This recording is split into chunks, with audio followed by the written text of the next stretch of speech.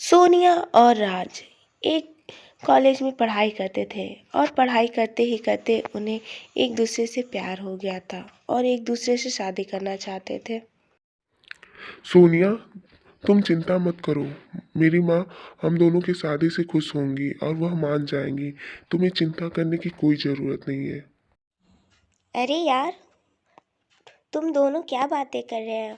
क्या लव सब की बातें कर रहे हो? जरा मुझे भी बताओ। कुछ नहीं यार, सोनिया बहुत ही चिंता में है कि हमारी शादी होगी कि नहीं। मैं यही समझा रहा हूँ कि मेरी माँ। इसके बाद राज सोनिया को लेकर अपने घर चला जाता है अपनी माँ से मिलवाने के लिए और वो दोनों घर पहुंच जाते हैं। तभी उनकी माँ वहां पर आती है। माँ कहाँ हो? जल्दी आओ, देखो मैं किसे लाया हूँ तुमसे मिलवाने के लिए। अरे राज, ये तू किसे लेकर आया है घर में? ये देखो माँ, ये सोनिया है और मैं इससे बहुत ही प्यार करता हूँ और मैं इसी से शादी करूँगा और मैं इसे लेकर आया हूँ तुमसे मिलवाने के लिए। सोनिया भी मुझसे बहुत ही प्यार करती है। ये क्या बेटा, मैंने तो सोचा था कि मैं तेरी शादी एक देसी लड़की से कराऊंगी जिसे खाना बनाना, गुणवंती सब कुछ हो। लेकिन पता नहीं ये तुम्हारे सोनिया में ये सब बातें होंगी कि नहीं। और तुम मुझसे बिना पूछे ये सब कैसे कर सकते हो, बताओ जरा। माँ जी, मुझे खाना बनाना आता है और मैं आपके लिए सब कुछ सीख लूँगी, बस आप शादी के लिए मान जाइए।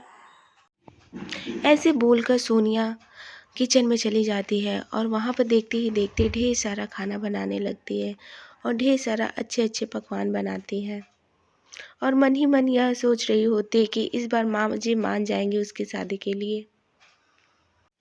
और इसके कुछ देर बाद ही वह खाना अपनी माँ को परोसती है। अरे सोनिया, तुमने तो खाना बहुत ही अच्छा बनाया है, बहुत टेस्टी है। लेकिन यह सभी इनफ नहीं होंगे तुम्हें हमारी बहू बनने के लिए। तुम्हें और भी बहुत कुछ सीखना होगा। आप चिंता मत करिए माँ जी, मैं सब कुछ सीख लूँगी। आपके लिए मैं कुछ भी कर लूँगी, बस आप मेरी और राज की शादी करवा दीजिए। मेरे लिए इतना ही काफ़ी है। और उसके थोड़ी देर बाद ही सोनिया वहाँ से चली जाती है और निर्मला यही मन में सोच रही होती है कि क्या सोनिया उसके लड़के के लिए अच्छी है। ऐसा ही सोचते सोचते वह उसका परीक्षा लेने के बारे में सोचती है और वह अपने फ्रेंड के घर कॉल करती है। सुशीला, तुझे मेरा एक काम करना होगा। एक लड़की है, तुझे उसका परीक्षा लेना पड़ेगा। तू उस लड़की के पास भिखारी बनकर जाएगी और तू उससे कुछ पैसे मांगेगी मदद के लिए। अगर उसने तुझे पैसा दे दिया तो इसका मतलब वो अच्छी लड़की होगी और मैं इस शादी के लिए मान जाऊंगी। इसके बाद निर्मला सोनिया को कॉल करके एक पार्क में मिलने के लिए बुलाती है और वहाँ एक पेड़ के पीछे छिपकर खड़ी हो जाती है। तभी वहाँ पर एक भिखारी आती है और उससे कुछ पैसे मांगती है, जो कि उसकी सहेली ही रहती है। और यह सब निर्मला पीछे के पेड़ से सब देख रही होती है। बेटा, मुझे कुछ पैसा दे दो, मैंने बहुत दिन से कुछ खाया नहीं है। सोनिया बहुत ही दिल की अच्छी लड़की रहती है और वह उसे पैसा देने के लिए मान जाती है। यह सब निर्मला पीछे से देखते हुए बहुत ही खुश होती है क्योंकि सोनिया बहुत ही अच्छी लड़की निकलती है।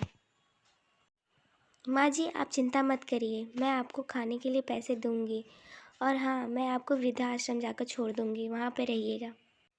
तभी निर्मला उसके पास जाती है। बेटा सुनो। अरे माँ जी, आप यहाँ पे कैसे आई हैं? सोनिया, मुझे माफ़ करना। मैं तुम्हारा परीक्षा लेना चाहती थी और देखना चाहती थी कि तुम मेरे बेटे के लिए सही हो कि नहीं। इसलिए मैंने इस औरत को भेजा था, एक भिखारी बनकर, तुम्हारा परीक्षा लेने के लिए।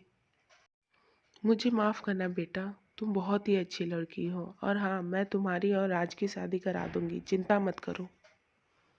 इस तरह निर्मला शादी के लिए मान जाती है और वह सोनिया से माफ़ी मांगती है। और सोनिया बहुत ही अच्छी लड़की रहती है जिसकी वजह से वह निर्मला को माफ़ कर देती है और वह खुशी खुशी वहाँ पे रहने के लिए तैयार हो जाती है। इसके बाद निर्मला राज और सोनिया की शादी करवा देती है और दोनों साथ में अच्छे से रहने लगते हैं।